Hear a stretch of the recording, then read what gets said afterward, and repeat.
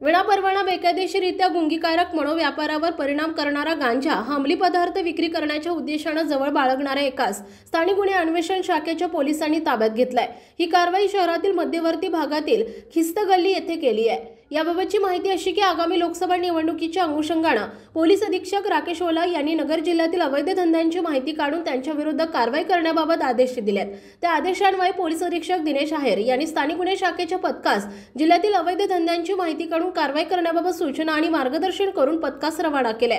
पथक नगर शहर हद्दीमध्ये अवैध धंदे करणाऱ्या इसमांची माहिती काढत असताना पथकास मतीन बशीर शेख राहणार जुना बाजार ख्रिस्तगल्ली अहमदनगर हा कब्जात गांजा बाळगून त्याच्या राहत्या घरी विक्री करतो अशी गुप्त बातमीदारामार्फत माहिती मिळाली।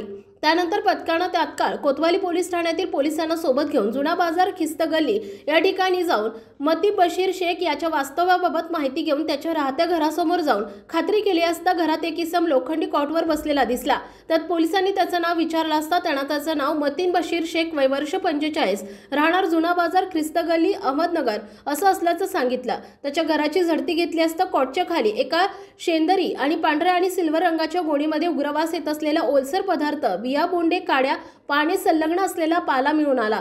पथकाने शेंद्रे आणि पांढरे सिल्वर रंगाचे गोणीत मिळून आलेल्या बिया बोंडे काड्या पाने संलग्न असलेला पाला याबाबत विचारणा करता त्याने हा पाला गांजा असून विक्रीसाठी आणल्याचं सांगितलं। पोलिसांनी त्याच्याकडून 86,650 रुपये किमतीचा 8 किलो 660 ग्रॅम वजनाचा अंमली पदार्थ गांजा मिळून आल्याने तो हस्तगत केलाय।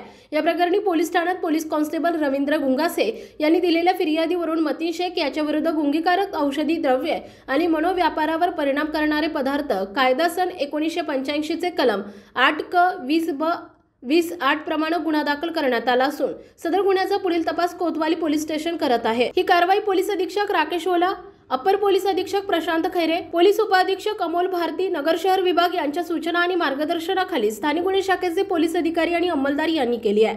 प्रतिनिधी अक्षय शेगर आणि राजेंद्र शिंदे, अहमदनगर।